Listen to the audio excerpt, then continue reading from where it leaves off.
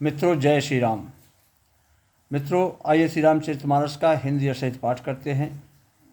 आज की कथा है दोस्तों, वशिष्ठ महाराज भरत जी को समझा रहे हैं कि हे पुत्र भरत, जो होना था वो तो हो गया, अब आगे का देखिए। तुम्हारे पिताजी महाराज दशरथ जी तुम्हारे लिए इस तरह बातें करके गए हैं कि राज तिलक भरत जी का होना चाहिए। तो अनुचित उचित विचार तज जे पालह पितुबैन, और ते भाजन सुख सुजस के बसहि अमरिपथ ऐन। जो अनुचित और उचित का विचार छोड़कर पिता के वचनों का पालन करते हैं, जो उचित और अनुचित नहीं देखते, सिर्फ उनको दिखाई देता है कि अपने पिता महाराज का वचन हमको क्या आज्ञा देकर गए हैं, उसका पालन करते हैं। ते भाजन सुख सुजस के बसहि अमरिपथ ऐन। वे सुख और सुयस के पात्र होकर अंत में इंद्रपुरी अर्थात स्वर्ग में निवास करते हैं। तो अवश्य नरेश बचन फुर करहूँ, अपालहूँ प्रजा शोक परिहरहूँ। सोरपुर नृपुपायहि परितोषु, और तुम्हें कहूँ सुकृत सुजस नहीं दोषु। वशिष्ठ महाराज आगे भरत जी को समझा रहे कि अवश्य नरेश बचन फुर करहूँ, पालहु प्रजा शोक परिहरहूँ। हे पुत्र भरत, राजा का वचन अवश्य सत्य करो। जो महाराज दशरथ ने तुम्हारे लिए कहा है, शोक को त्याग दो और प्रजा का पालन करो। पालहु प्रजा शोक परिहरहूँ। शोक का त्याग कर दो और प्रजा का पालन पोषण में ध्यान दो। ऐसा करने से स्वर्ग में राजा संतोष पावेंगे और तुमको पुण्य और सुंदर यश मिलेगा। तुम्हें किसी भी प्रकार का दोष या पाप नहीं लगेगा। यह वेद में प्रसिद्ध है। वेद विदित सम्मत सबही का, जेहि पितु देहि सो पावहि टीका।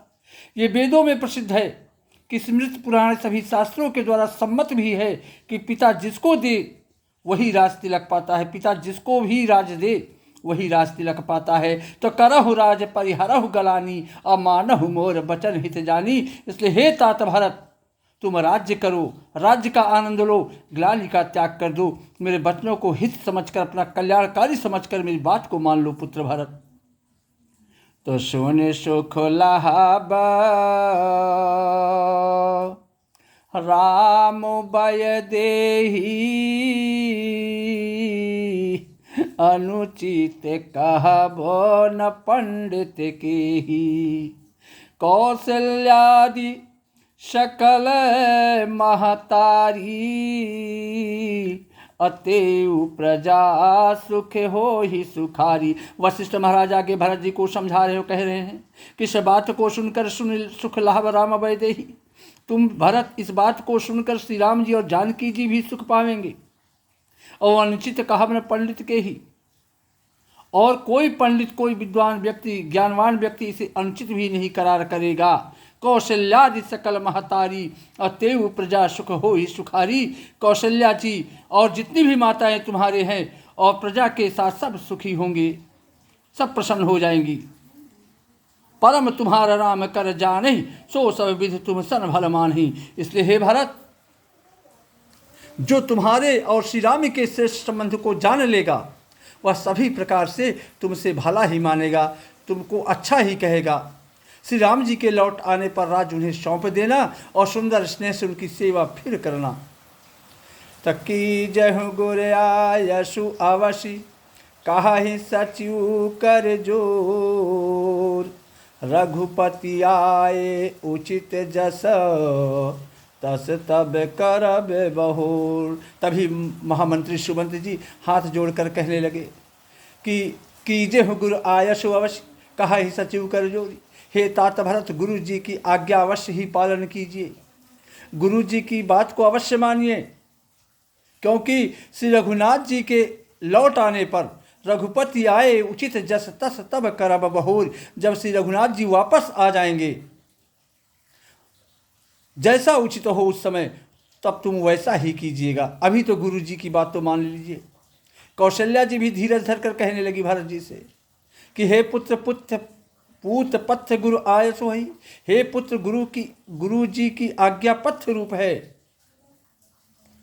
उसका आदर करना ही चाहिए। सो आदर करो हित मानी, और हित मानकर अपना कल्याण समझकर उसमें उसका पालन भी करना चाहिए। और काल की गति को जानकर विषाद का त्याग कर दो पुत्र भरत। तो बन रघुपति सुरपुर नर नाहू, और तुम यही भांति तात कदराहू। परिजन प्रजा सचिव सब अम्बा, और तुम ही सुत सब कहो लंबा। बन रघुपति सुरपुर नर नाहू। श्री रघुनाथ जी आज वन में है पुत्र भरत। कौशल्या जी भरत जी को समझा रही हैं कि बन रघुपति सुरपुर नर नाहू, और तुम यही भांति तात कदराहू। हे तात भरत, आज रघुनाथ जी वन में हैं। महाराज स्वर्ग का राज्य करने चले गए, स्वर्ग सिधार गए हैं, और तुम इस प्रकार कतरा रहे हो राज्य करने से। तो परिजन प्रजा सचिव सब अम्बा। हे पुत्र भरत, कुटुंब प्रजा मंत्री और सब माताओं के सब के एक तुम ही सहारे हो, बाकी अब कोई नहीं है यहाँ पर। तो लख विधि बाम कालु कठिनाई, और धीरज धरहु मातु बल जाई। सिर धरि गुरु आयसु अनुसरहु, अप्रजा पाली परिजन दुख हरहु। विधाता को प्रतिकूल और काल को कठोर देखकर धीरज धरो भरत। कौशल्या जी समझा रही पुत्र भरत को कि विधाता को अपने अनुकूल मत समझो, विधाता को आज प्रतिकूल समझ लो, और काल को कठोर देखकर तुम धैर्य धारण करो पुत्र भरत। माता तुम्हारी बलिहारी जाती है, धीरज धरो मातु बलि जाई। आज माता तुम्हारी बलिहारी जाती है पुत्र। अस्थिर धरि गुरु आयस अनुसरहूँ, अप्रजा पाली परिजन दुख रहूँ। आगे माता कौशल्या भरत जी को समझाते हुए कह रहे हैं कि गुरु की आज्ञा को सिर चढ़ाकर गुरु की आज्ञा को मान लो पुत्र, और उन्हीं के अनुसार तुम कार्य करो, और प्रजा का पालन कर कुटुंबियों का दुख हरो। तो गुरु के वचन सचिव अभिनंदनु, असुने भरत ही अहित जनु चंदन। भरत जी ने गुरु के वचन और मंत्रियों के अभिनंदन अर्थात अनुमोदन को सुना, बड़े ध्यान से सुना भरत जी। सुने भरत ही हित जनु चंदन, जो उनके हृदय के ये मानो चंदन के समान शीतल थे गुरु जी के वाणी, माता जी की वाणी। और सुनी बहोरी मातु मृदुबानी, और शील स्नेह सरल रससानी। फिर उन्हें बड़े शील स्नेह और सरलता के रस में सनी हुई बड़ी कोमल वाणी में आगे बोले, किसानी सरल रस मातु बानी, सुनी भरत व्याकुल भये। लोचन सरोरोह स्रवत सिंचत, विरहयुरे अंकुर नये। बड़े सरलता के रस में सनी हुई माता कौशल्या की वाणी को सुनकर भरत जी बहुत ही व्याकुल हो गए। उनके नेत्र कमल जल, उनके नेत्र जो है, नेत्रों में आंसू बहने लगा, हृदय के विरह रूपी नवीन अंकुर को सींचने लगे। भरत जी के नेत्रों के आंसू ने उनके वियोग दुख को बहुत ही बढ़ाकर उन्हें अत्यंत व्याकुल कर दिया। भरत जी को उनकी वह दशा देखकर उस समय सबको अपने शरीर की शुद्ध बुद्धि भूल गई। तुलसीदास जी आगे कहते हैं कि स्वाभाविक प्रेम की सीमा श्री भरत जी की सब लोग आदरपूर्वक सराहना भी करने लगे। भरत कमल कर जोरी, धीर धुरंधर धीर धरी। बचन अम्यो जन बोर, देते उचित उत्तर सबही। धैर्य की धुरी को धारण करने वाले भरत जी धीरज धरकर कमल के समान हाथों को जोड़कर वचनों को मानो अमृत में डुबाकर सबको उचित उत्तर देने लगे कि मोहि उपदेश दीन है गुरुनी का, अप्रजा सचिव सम्मत सबही का। मातु उचित धरि आयसु दीन्हा,